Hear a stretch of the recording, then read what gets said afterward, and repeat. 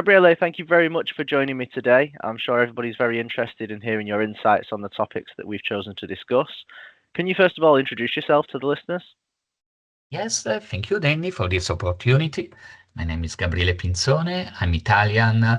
I have a Master of Science in Nuclear Engineering at Polytechnic of Milano, and I'm currently Vice President of Business Strategy at Electrocare GmbH.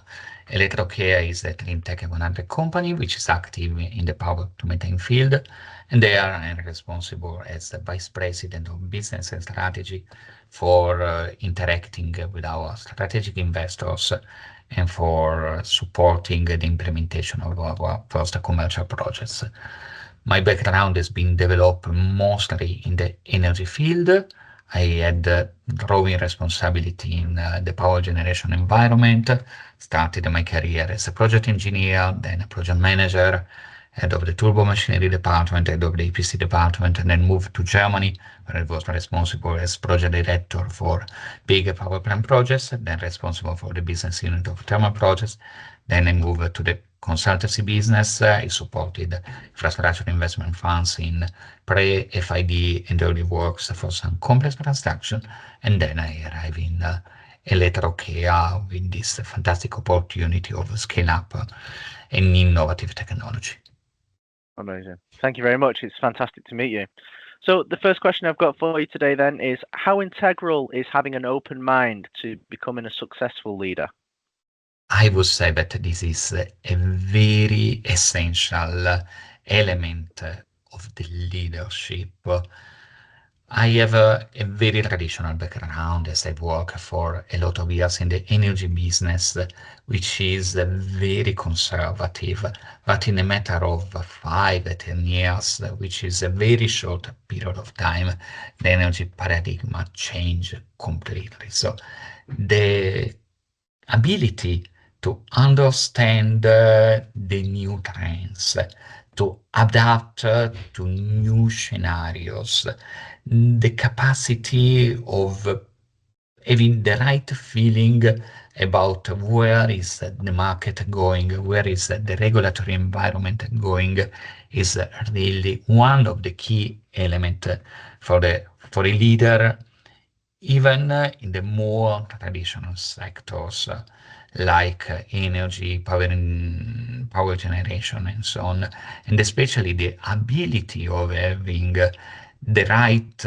understanding about innovation and keeping always the mind open towards innovation is really important. Nowadays, we are talking about artificial intelligence. For instance, this is a fantastic mega trend that after 2-3 years ago was even not on the mouth of anyone. And this is just an example of some pivotal changes that are investing the entire society independently on the geography and so on, which a leader must be aware of. Yeah, definitely. I think that's a really great point, because I suppose the industry isn't going to wait for you, and I think if you're not open to the changes and open to the developments, you potentially may get left behind. So I think, yeah, it's really Exactly, great advice. that's important. A leader must be always up to speed with the changes. Once I learned a very interesting message, the change is like a wave. You can surf it or you can be overthrown by the wave. And as a leader in a company, you must definitely be up to date, up to speed in order to convince, to steer the stakeholders and to make them aware about the importance of the changes and being able to adapt the business model of the company to the new business scenarios that are popping up. This is definitely on a personal interest, otherwise your competencies in a matter of years are not anymore useful for your development, but especially on a company perspective. I work in a very traditional business and now I'm in a startup environment. One of the most important things that I learned working in a startup is be open to the changes. The change is not It's not automatically positive or negative. You need to transform the change into concrete business model, into concrete opportunities. So understanding and being able to adapt yourself and the company you are working for to that is really important. Yeah, definitely. Thank you very much. Okay, so question two, what's the most valuable lesson that you've learned about leadership, and how has that then shaped your approach to leading others? What I learned, and this is dating back to my experience in the Navy when I was an officer, is that leadership is not about honor, it's not about satisfaction or being better paid and so on, but leadership is about serving the organization, serving the others, and being the first one responsible in case something goes wrong. This is a tough lesson, but it's an important one, which is at the core of my view on the leadership.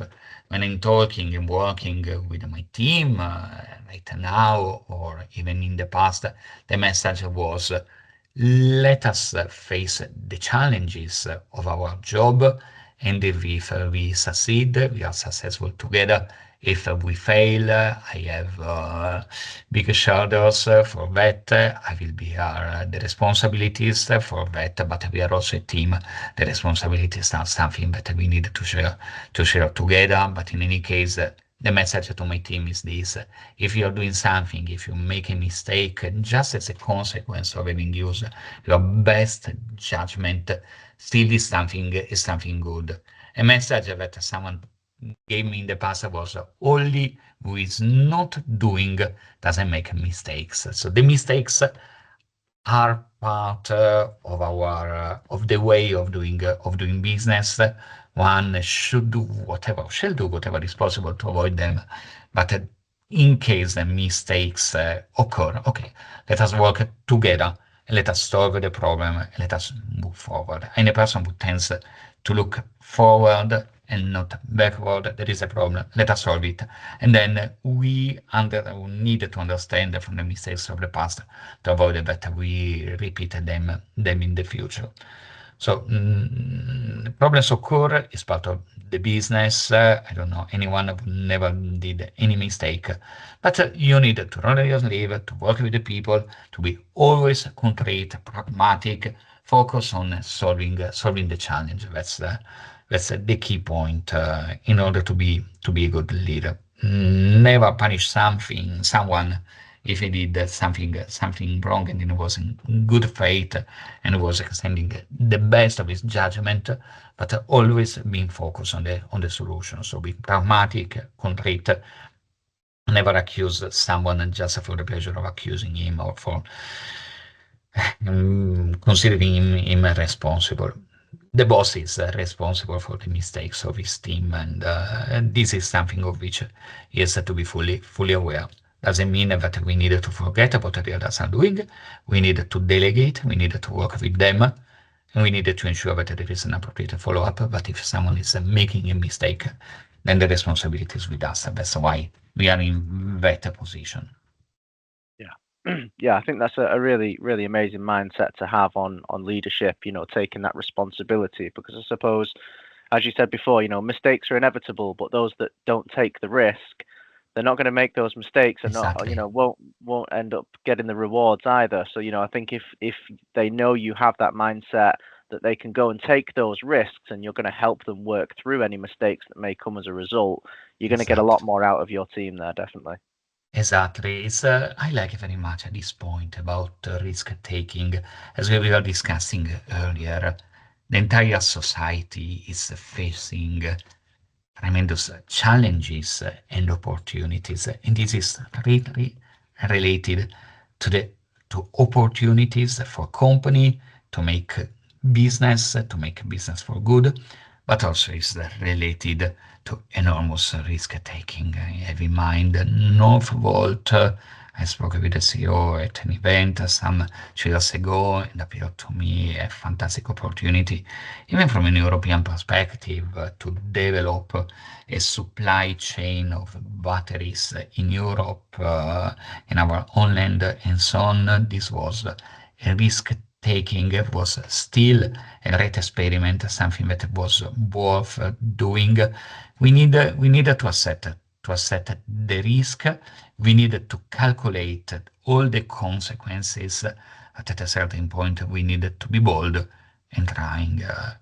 Nowadays, to the leaders is required a good understanding of the risk, but also a kind of entrepreneurial approach in order to develop new business models which are essential in order to follow such an enormous change which is related to the decarbonization, to the penetration of renewable, to politics entering into the energy business, to all the challenges of changing geopolitics. Is a fast changing time. We needed to adapt. We needed to be ready to accept the risk and adapt ourselves and mitigate that as well. Yeah, perfect. Thank you very much. And finally, then, the last question I have for you is, how important is the skill of being able to translate technical details to non-technical stakeholders, and how can engineers develop this skill? This is another very important point. Since years, I was working with lawyer, with top executive, so with people relatively distant from the operations, from the daily business. And what I learned is that you really need to distillate while dealing with them the key elements of the business. What is more impacting their business? What is impacting their plan? What is contributing to increase their revenues, their internal rate of return? You needed to do a lot of homework in order to understand their agenda, their principle, what are they looking for, and then you definitely need to simplify. When I was EPC contractor in the industrial environment with the customer, we were producing paper, for instance. One of the most important things that I understood was they needed to prepare to sell paper, to produce paper at the lowest price possible. When I was dealing with ministers, the message was, I wanted to keep the people happy about my administration in order to avoid that they protest or that they vote to someone else. At the end, what is amazing when you're dealing with the top executive or people which are at the top in the administration, the government of the country, is that is extremely simple. You need to get to these 2-3 points that are essential for the business, and you need to do whatever is possible to get these points fully achieved. It's a lot of exercise, it's a lot of synthesis capacity. You need to clean yourself from all the details and why and that and so on. You need to go straight to the point. That's the best way to deal with people, and you need to explain things in simple words. They don't know about all the technical details that we as engineers like to dig in. So frequently, they are thinking about what they need, and while they are talking with you, they may be probably thinking about a problem that will occur in 2, 3, 4 years time. So you need to be faster. You need to distillate the concept. You need to be straight to the point about what they need and how you can get to that very point. And with the lawyers, you needed to explain the problem, you needed to talk with them, and you needed to be transparent if they are on your side in order to synthesize what is more important for them, which is basically the liability, the risk, and how to mitigate the risk. And now that I'm doing the same, something conceptually similar with the scientists, understand the process, understand the constraints, understand what they need to accomplish in order to allow you as an engineer to move forward. So translate from one language to another. That's really what is important. And you have to constantly train. You have to accept that when you talk with someone else with from completely different background, you need to understand his view, his problem, even his wording, which may be different from the wording you're used to as an engineer. Yeah, yeah, definitely. And I think, I can imagine as well that if you talk with somebody that isn't that technical and you use a lot of technical detail in your explanation, it's probably going to damage the Yes. relationship a little bit as Agree. well. So, Agree. that's also a good relationship building tool. Agree. In the worst case, in the best case, you are not understood. In the worst case, you damage the relation. You have to forget the details, and you need to go to the most important things on his agenda. That's really essential, and this is something that I was learning dealing with infrastructure investors, with the venture capital.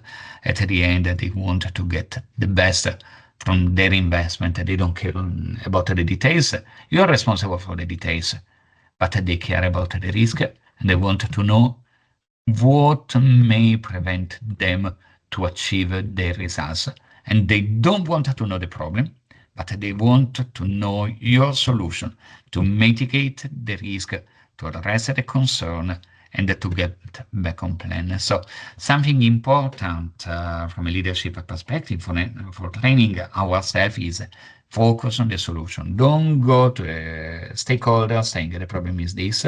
Go to the stakeholders saying the solution to mitigate the risk associated to this problem is this, that, and that, proposing a minimum a couple of opportunity solutions, or even better, three possibilities with the pros and cons to allow the person to choose according to your suggestions.